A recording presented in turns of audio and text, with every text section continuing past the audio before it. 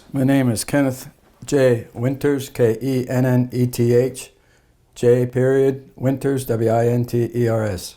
Were you at the meeting yesterday? No, No. What is your birthday? March 27th, 1947. 47. Correct. Where were you born? Lebanon, Pennsylvania. Lebanon. O-N. O-N. One N. Correct. Pennsylvania. Tell me about your parents and siblings when you were growing up. Well, I had mother and father. We had 6 boys in my family. Wow. No girl. No girls. 6 boys. And where are you located in the I'm the 6? second oldest. Huh? And tell me about the school you went through. I went to a one-room schoolhouse for 1st and 2nd grade. One-room school? One-room schoolhouse. Even in 47? 1st to 8th grade, correct. How many students were there? Probably, I'm going to say maybe 35. 35? Yeah, roughly. And there was only one teacher? One teacher, Mrs. Horst was our teacher's name. And she taught grade 1 to? 1 to 8th. Amazing, isn't it? Yes, it is. These days, we cannot think of that. No. We used to take a potato every day for lunch, and they'd put it on the coal stove so we'd have a hot potato for lunch. That was it? Well, we had other things, but we always had a warm potato with our lunch. So 35 students from grade 1 to 8 Correct. mixed together. Correct. And how was it? Were you able to learn? Yeah, we learned quite a bit. She would take so many from this group, you know, the age group, 1st grade, 2nd grade, 3rd grade, whatever, and just teach them for whatever period, and the other people we would study at that time, and that's how it went. In the middle of 2nd grade, we moved into the city of Lebanon, and then I went to an elementary school there called Harrison, and that was from 1st grade to 9th grade. And after that, we went to Lebanon High School, which was 10th grade to 12th grade. And when did you graduate? 1965. Did you know anything about Korea from the school? Yeah, in history lessons we did learn about Korea. Wasn't really emphasized a whole lot, but they touched on it, you know, from the Korean War and. Did they talk about the Korean War? A little bit, yeah, not a whole lot, because I would have been maybe 9, 10, 11 years old. Mm-hmm. So we knew about it, but not very much detail. Mm. And what did you do after graduation? After graduation, I got drafted and went into the Army. You were drafted? Correct. Huh. And so you were about to, what did you think that you would go? Where you? Well, I thought I was going to go to Vietnam. Vietnam, right? Correct. Yeah. However, when I got drafted after basic training, when was it? 66. 6. October 66. Mm-hmm. Army. Correct. And where did you get the basic? Fort Hood, Texas. And what was your so what happened to you? That's the year that the Vietnam War broke out, right? Actually, it was a couple of years prior to that. I think it was 63. Yeah. Because we had one of the first soldiers in our county killed in 63. But anyway, I was in Texas and headed for Vietnam, and one day they pulled me out of formation and said, "Winters, you have a brother in Vietnam?" I said, "Yes." He said, "Pack your bags, you're going to the other side of the base, you're going to go to Korea." I thought, well, that's fine. You know. Because of your brother. Right. Yeah. They wouldn't send brothers over at that time. Mm-hmm. Yeah. So when did you leave from where to I Korea? left Fort Hood, Texas to Korea about maybe March 5th, something like that. In 1967? 1967, correct. Yeah. Did training up until that time, from 66 to 67. And did you go through, by airplane or? Yes, we flew over there, landed in Kempo. Kimpo? Yep. Mm-hmm. How many of you flying together? There was maybe maybe 10, 12 of us, that was it. Mm-hmm. 10, 12. Mm-hmm. Just give me a second, okay? Sure. So tell me about Gimpo. You saw for the first time the country you didn't know much about. Flew into Kempo and looked out the windows and saw the rice paddies, the buggies, the ox-drawn carts, things like this. And wow, this is quite different from what I've been around in my life. And when we stepped out of the plane, the smell was horrendous. What was it? I don't know, just the smell of the country, I guess, from the rice paddies, so forth, so on. But was it human waste fertilizer? yep, correct. You're right. I remember the first thing I saw was a truck laid over on its side, what looked like would have it been cabbage. Yep, laying over in a rice paddy, Mm-hmm. dumped over. And a couple of guys said, "Wow, what are we in for?" So here we are. Mm-hmm. But it was pretty cool. The mountains were really neat compared to what our mountains are here in the United States. But of course, they had no trees on at that time because of the napalm through the war and whatever. Yeah. What else can you think of the first impression of Korea? Anything, people, building, road, whatever? Well, I went into, from Kempo, they bused us to Camp Casey, which was a pretty nice base. I guess one of the biggest bases over in Korea at that time. Mm-hmm. And was in the induction center for about 2-3 days, and from there we transported up to Happy Valley on Camp Casey. Happy Valley. Happy Valley, yep. Mm-hmm. It was tucked up in the mountainside. How did people look to you, the Korean people? How did they look to me? Just be honest. Well, I knew it was Oriental, so Uh-huh. it didn't bother me. It just the way it was. Uh-huh. Seen all kinds of people in the United States, and yeah, no problem. And by the way, what was your unit? 7th Infantry Division, 2nd Battalion, 31st Infantry. 2nd Battalion. 31st Infantry. Mm-hmm. Regiment, you mean? 31st Regiment. No, they didn't go by regiment then. They went by battalion. Infantry. Okay. And what was your specialty? I was infantryman, 11 Bravo. So rifleman. Rifleman, machine gunner. How was the situation in DMZ area at the time? When we went up to the DMZ, we went up on a tree cutting project. And when we got up to the north there, we stayed in Tent City right near the Imjim River, was right behind us. And we were there about 2 days, and we went out, started cutting trees. And why do you have to cut the tree? Because this interview will be heard by the students. Young children doesn't have any idea about what you are doing. Okay. So the project for tree cutting was to clear the trees for the DMZ, to clear for the fencing and everything else that they were going to build up through there. DMZ means Demilitarized zone, yes, correct. Yeah. And was it dangerous?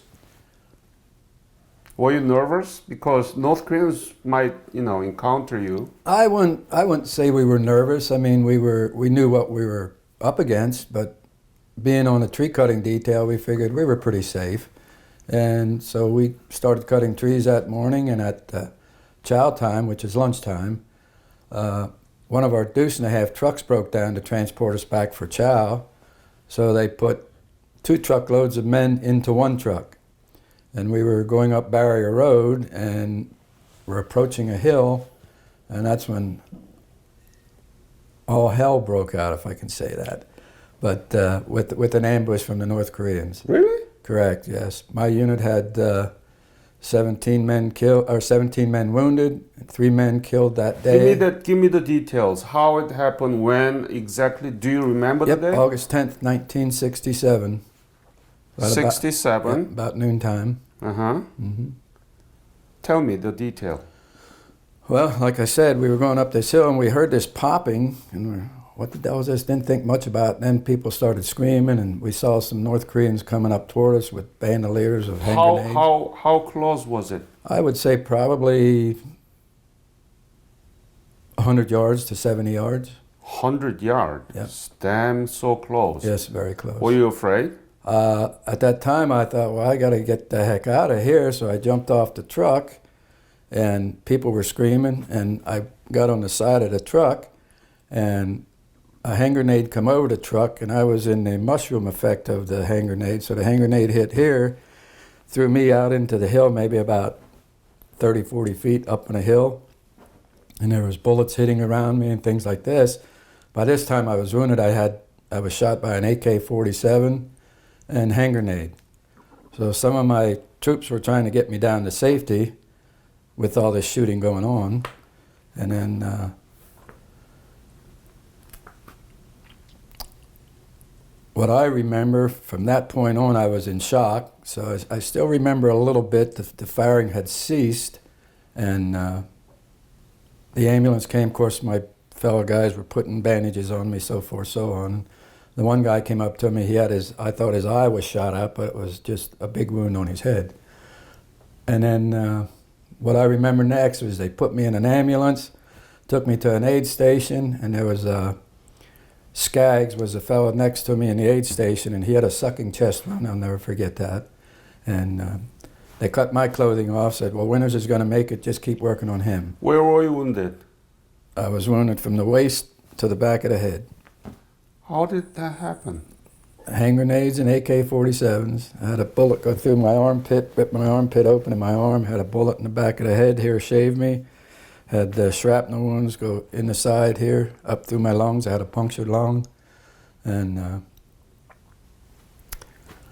after the aid station, they got me cleaned up. They put me on the side of a helicopter on the cot side, shot me with morphine, and I woke up 5 days later in the hospital in Ascom. Ascom? Mm-hmm. How many were killed? 3 were killed that day, and one guy was shot in the head pretty good, and he made it home to see his little girl, and then he passed away. So there was actually 4 died from that incident. And how many were killed in the North Korean side? Do you know? That I never heard of it, anyone being killed. I know our... so it was a sudden attack, so that you were not able to respond? Is that what happened? We were on a tree cutting detail. We only had 2 weapons with ammunition in it. We carried weapons but had no ammo. And there was no other people around you? Nope. In our side? Well, there was a group over from 2nd Infantry Division, and they heard this shooting. They thought they were being attacked, and they came over to help us. And that was Jerry Perkins from Alabama contacted me 40 years later. He was looking for someone that was in this incident, and him and I have become very close friends through this. But had it not been for a Sergeant Phipps that was with our unit, he was in the front of the truck. He pulled his .45 out and did some shooting, and then they retreated. So he probably saved a lot of lives that day. So that was 67? Yep, August 10th, 1967. Korean War broke out 1950? Correct. So that was about 17 years later. Correct. And still the Korean Peninsula was not safe at all. When I was over there, 66 through 68, they called it the Second Korean War. Second Korean War. Because of all the incidents that were happening. Yeah. 68, North Korean guerrillas attacked the Blue House. Yep. I was there when they did that yet. I was there when Martin Luther King was assassinated. I was there during the Pueblo incident. We sat on red alert for the Pueblo incident probably for about 7-8 weeks. Just sat there waiting, ready to go. Didn't know if we were going to go to battle or not.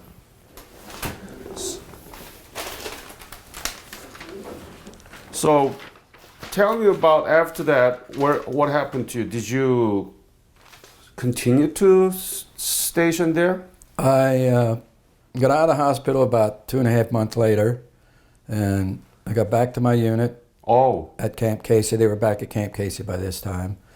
So I had to take my own leave. They wouldn't give me convalescent leave to go home, so I had to take my own leave to go home, which I did. And then I went back and got back to Korea. Back to Korea. Got back for Thanksgiving dinner. And I think it was the beginning of December, our unit was told we're going to go back up to the DMZ and relieve Again. 2nd Infantry Division. When was it? December of 67. Uh-huh. That we were going to go back up and help 2nd Division, relieve them some duty so they can get some R&R. And they were doing that, I think, for about a year and a half. They were going back and forth for like 6-month periods. What were you thinking when you have to go back to that area where you were severely wounded? They had me on a P3 profile, which was you don't carry weapons, you don't do anything. So I was in the office doing a training schedule and pulled CQ every other night. So that was my duty. I was limited. They wouldn't let me go out on patrol or anything else, even though I wanted to, but they wouldn't let me. But they send me up on advance party to make sure we lived in Tent City up there and make sure we had enough bedding, things like that for the troops when they came up. And when they came up, the guys started doing their patrols and what have you, and I did my duty in the office. Were you nervous when you went back? A little hesitant, but hey, it is what it is, you know. One night I was sitting on CQ writing a letter, and guard said there's North Korean enemy in our ammo dump. What is that? That's ammo supplies for the unit. Uh-huh. And the North Koreans were always heckling and doing some kind of, because they infiltrated across the fence a lot. How often? Was it really happening a lot? Infiltration? Yeah, well, yeah. And the one night I'm sitting writing a letter home, and what I was referring to about the ammo dump, so I had to give the order, hey, fire if need be. And next thing, boom, boom, boom, a bullet come through the Quonset hut and hit in the desk right next to where I was writing a letter home. Oh. So we ran out. We had concrete trenches we stepped into and just laid there until... Mm-hmm. And it was just a couple bursts of firing, not a whole lot. So then we went back to normal duty, and that was it. But up there while we were on patrol, the guys would go out about 4 o'clock in the afternoon, go into foxholes along the DMZ, do that all night, and then they would come back in the morning and sleep, and they alternated like that. And that's the duty we had up on the DMZ. So that was pretty dangerous and very unstable, right? Well, my unit had another bunch of guys got attacked up there. Another fellow got killed, not from this incident I was talking about, but another incident. A fellow by the name of Bisbee, he was killed. And Sergeant Parpart, they were with together on that ambush. I wasn't with it, but we had we had 3 different incidents. I know one night we had a lieutenant colonel was just back from Vietnam, and they weren't supposed to have any APCs or anything like that on the DMZ, and the North Koreans were having a big ambush coming across, and they took an APC out and started shooting 50 calibers and killed some people. We had 2 of them on our tent city. That the next morning they pulled them in to check them and whatever, but they were deceased. But yeah, it was quite an interesting 13-month over there. Do you know the total casualties of the Korea defense veteran up to now? More than 1,000, I know that.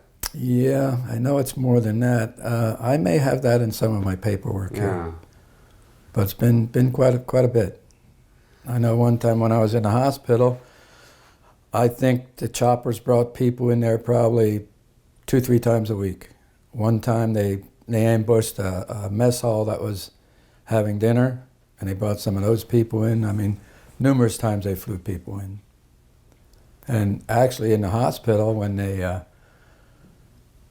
had the ambush on the Blue Room, they brought some of those people into the hospital that were injured. But yeah, it was quite an experience.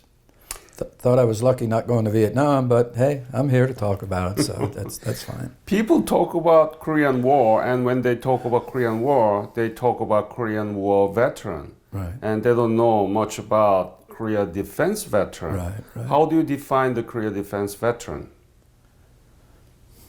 I just take it as a Korean veteran, you know, it's... But Korea defense veterans are U.S. soldiers who stationed in Korea after the Korean War. Correct. But officially, because the federal definition of Korean War is from June 25th of 1952, January 31st of 1955. Correct. Even though the Korean War ended with the ceasefire in July 27 of 1953. Mm-hmm. So those U.S. soldiers, men and women who stationed in Korea after the January 31st of 1955 are defined as Korea defense veteran. Correct. Yeah. And the role of Korea defense veteran has not really been illuminated. Correct. Not been recognized properly. Yeah, you'd be from the United States. Yeah, you'd be surprised the amount of people in this country that have no idea what was going on the time frame that I was over there. They just had no idea. Not taught in the schools, not talked about. Well, like they say, the Korean is a forgotten war.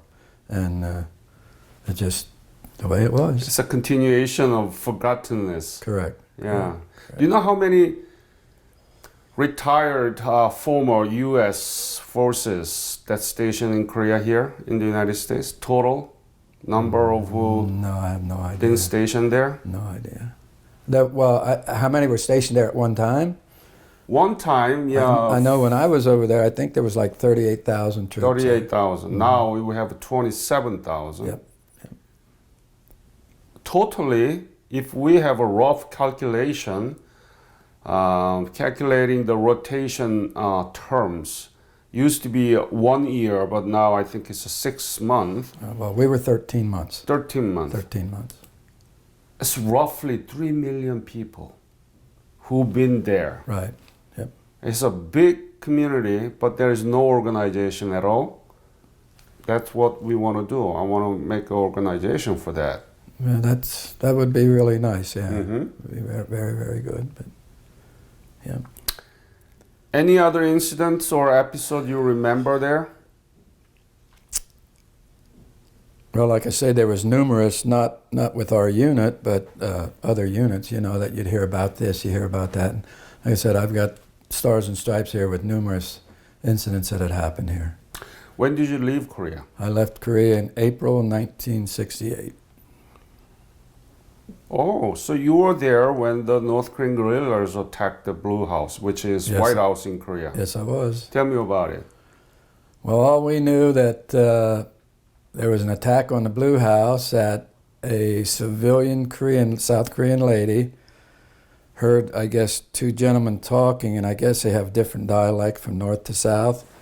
And from what I understand, she alerted the police, and that's basically what had happened. Mm-hmm. And they captured, I think there was 22 of them trained for it. Yeah. I think they trained for like 12 months or 12 months or something like that to infiltrate and come across. They were very close to Yes, the they were. Blue Within, House. I think 1 block or 2 blocks, something like that. Yeah. Very, very close. There's a small mountain behind the Blue House, and they were right there. Yep. And I saw the bullet track, what do you call that? It hit the rocks, and there's traces of those. Oh, you mean where they Bullet hit? mark. Yeah, bullet marks, yeah. correct. Mm-hmm. Tell me about the life in Korea at the time in 1967 and 68. How was it? The civilian people? Yeah. Where we were, Camp Casey was Tangdushan village. That was very hectic with the military there. But the surrounding areas was, I guess you would say, the mountain people living in the huts and carrying the A-frames with their supplies up over the mountains and things like this. It was quite a culture change for us guys from the United States. I mean, it was kind of cool to see the people do what they do, the strength they had walking up the mountains and how they transported things and just... Tell me about it. How do they transport? Well, I mean, and those people who serve at the top of the mountain, how do they get the food?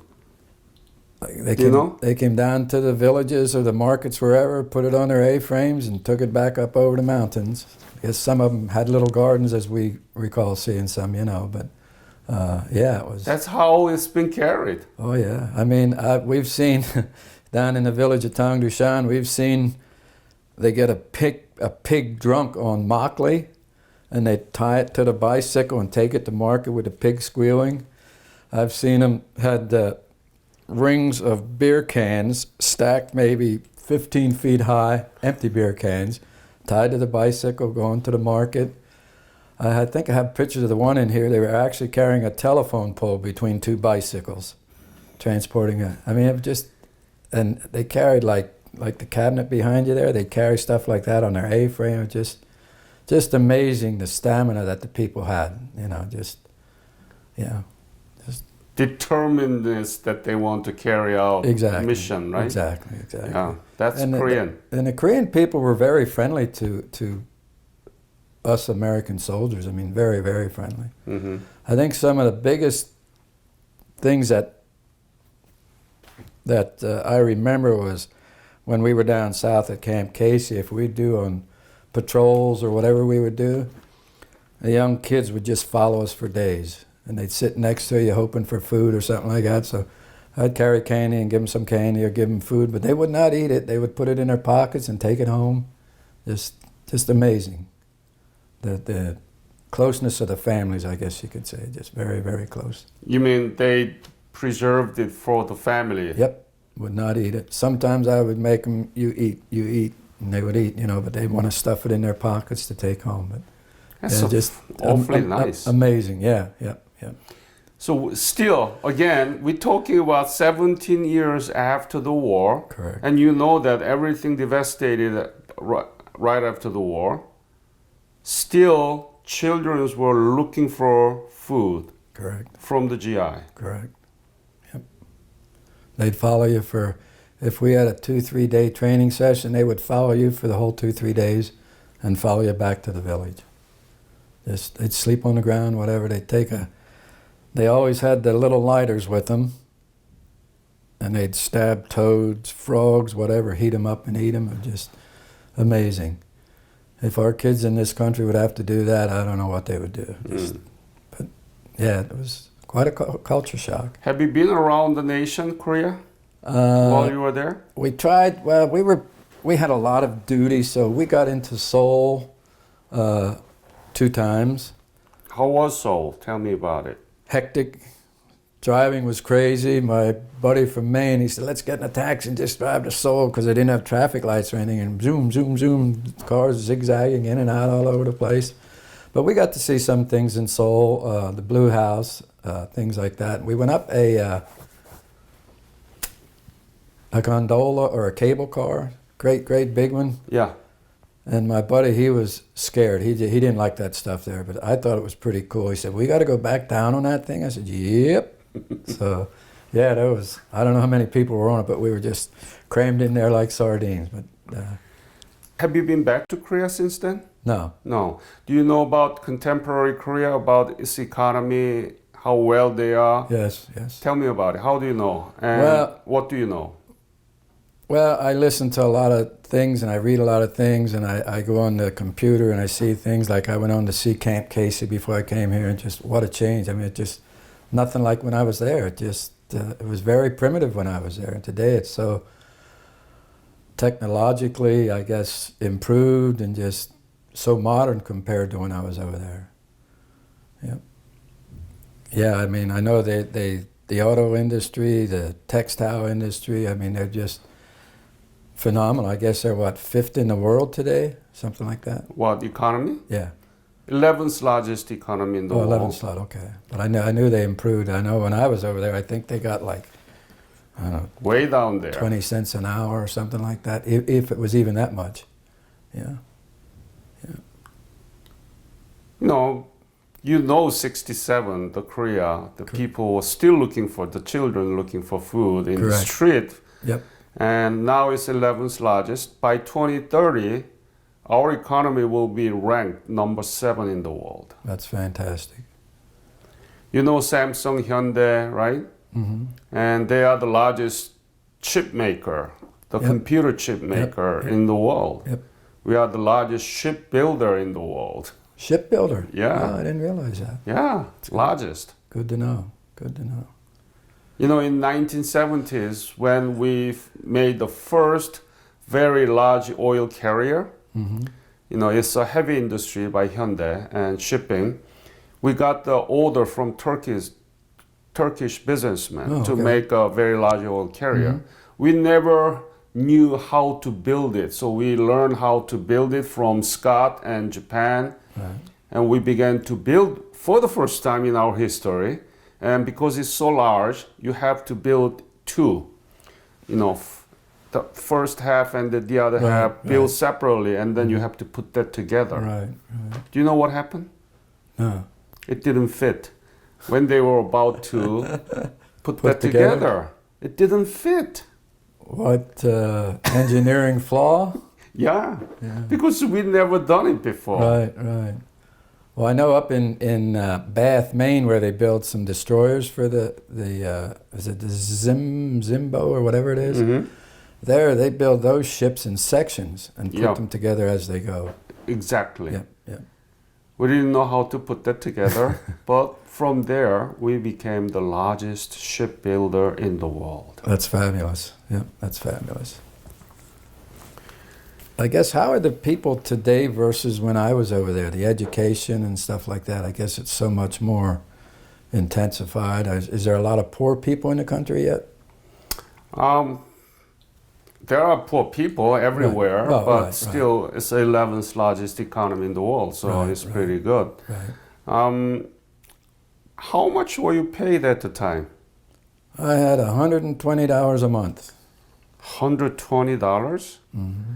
That's not much increase from the Korean War. Nope. Where did you sleep? In Camp Casey, we had slept in Quonset huts. Quonset hut. And then when we were up in Tent City, up at the DMZ, we slept in the big tents with the wooden floors, with a little burner on each end of the tent to keep us warm. Then what we would do when the guys went on patrols up there, we were limited on kerosene at that time. There was a shortage, so we would keep our headquarters tent warm all the time. So when the guys would come back out of their night patrols from the foxholes, they would sleep in our beds, bring their sleeping bags over and sleep in our beds, so we had a warm tent all the time. But that's how things were. Mm-hmm. Were you married at the time? Correct. Oh, so you were separated. I was, yep. And then after I got back from Korea, things didn't go well, so we got divorced. But I got remarried and have a beautiful wife and daughter. Excellent. And a great-granddaughter. Mm-hmm. So, to you, what is Korea to you now, personally? It's a lot of memories. I mean, I like to see the country succeed. I enjoyed watching the Winter Olympics there, and hopefully one day we may get back over there, the wife and I. We had talked about it several years ago, but we ended up having some health problems and didn't make it. But hopefully we're going to get back over there on the Korean tours from the Korean War veterans. How many Korea defense veterans in your chapter 327? Do you know? I really don't know because I joined it, but I haven't gotten with them yet. Okay. Any other story or episode that you want to tell? Well, I know it was, I think last year or 2 years ago, Paul Cunningham had contacted me. They had got Paul Cunningham is the commander of chapter. Correct. Yeah.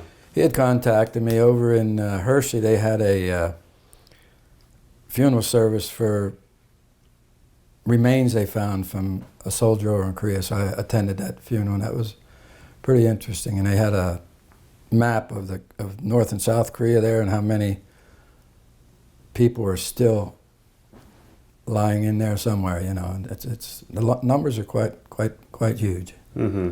Mm-hmm. But. What is the impact of your military service upon your life after you return? Well, when I returned, I worked for a meat processing company for 14 years, and I got in with Hershey Chocolate, and I worked maintenance with Hershey Chocolate. I think what it did, it helped me maybe manage people, know how to deal with problems, things of this nature, because I did end up in the supervisory levels, and how to put up with stress, things of that nature there. Yeah, the military helped me in a lot of ways. Are you proud to be a Korea defense veteran? Yes, I am. Very proud. Mm-hmm. You brought a lot of I've got things here. memorabilia. Yep. Do you want to show that to Sure, us? I don't care. Yeah, why don't you bring it to me? Okay. Oh, look at that. You were wounded. Propaganda. Oh, that's a propaganda? When did you pick that up? Up along the DMZ, they would fly things and they would flutter over into our area. Can I have it? Sure. It says, 그는 왜 연탄대령이 되었는가? 속절없이 보낸 젊음이 아쉽다고 그러나 이 저주로운 제도를 뒤엎고 말리라는 굳센 마음다짐이 오늘을 산다. This is very interesting. And what did it actually say? It says about, the miserable life in Korea of those US soldiers. So it's kind of discouragement. Yeah. Yeah. And it's you? This is me receiving my Purple Heart in the hospital. Wow. And that's where you were wounded. Correct. And you were skinny. I weighed 130 pounds when I got shot. When I woke up, I was 110. Let me look at you with the picture now.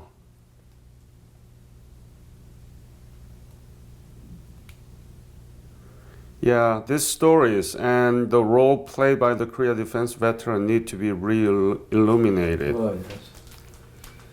Here, this was the North Koreans kill 3 GIs. I think this was the ambush that we were in. Mm-hmm. Could you show that to? Sure.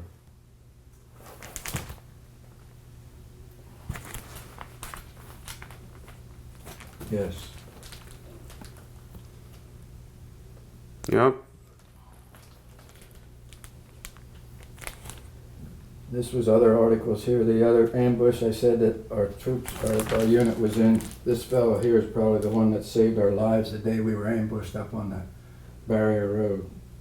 Sergeant Phipps. Mm.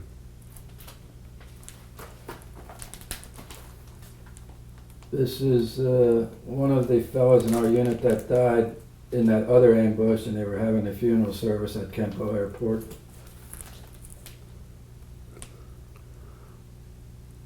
DMZ. Correct.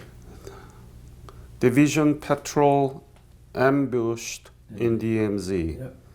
Right. Here are GI slain in DMZ, identification, patrols, various things there.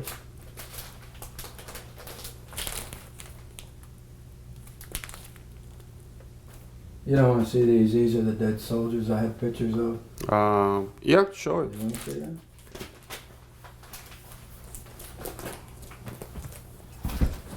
These were Show that to the camera. Just. Are they North Koreans. North Koreans? Yes. What happened? That was the ambush I told you where they took the Mm-hmm. PC out, and they figured that they shot about 70, 80 of them, and these were on our side of the DMZ in the morning, and they brought them to base. And the rest of the people that were shot there, they put them on a pile and burnt them. We smelt the burning for like 2-3 weeks. Okay, thank you. Yeah, I saw that picture, the famous picture. Yeah, yeah. So Pueblo, tell me about that, Pueblo.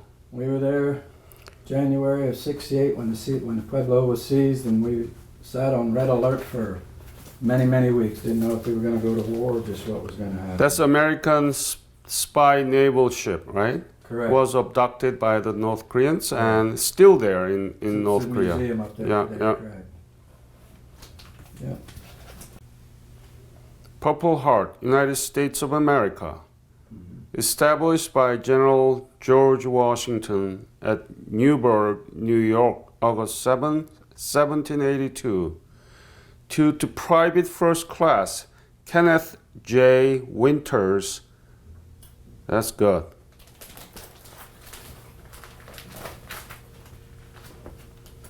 And like I said, just numerous other things that's going on. That's the truck Correct. ambushed. Yep. August 10, 1967. Yep. Oh boy. Yes. Yeah, just different pictures of me getting my Purple Heart. And here's a bunch of the guys that were wounded that day. Wow. Hold on.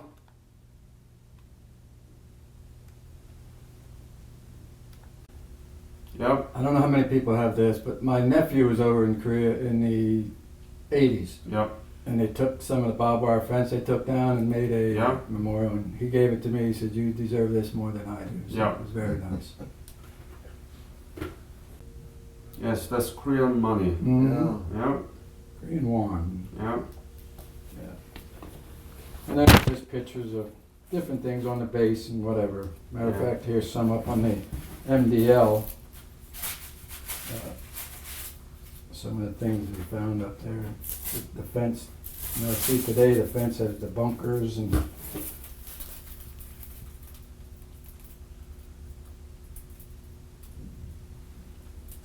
that's how we did patrols when we were Yeah. over there in the 60s. But All right, Kenneth, I want to thank you on behalf of Korean Nation for your service. yeah, you're more than That welcome. was even 17 years after the Korean War, but Correct. still there are lots of American soldiers who've been killed and wounded from your honorable services Correct. and need to be recognized. Right. And that's what we want to do. So when we do, please join us, okay? Sure. All right. Are you going to do a book or are you going to do a... No, I'm not going to do. We are making teaching materials with Oh, it. okay. Yeah, as I told you in the beginning. Right. So that's what we are going to do. Okay? Well, anyhow, I want to show you that picture of... Just sit there. Sit there. This was Happy Valley where we lived up in the valley. Oh, that's within the Camp Casey, Correct. and that's 31st Infantry. Correct. Yes. Thank you, sir. You are very welcome. Thank you. Thank you. I'm more than happy to please.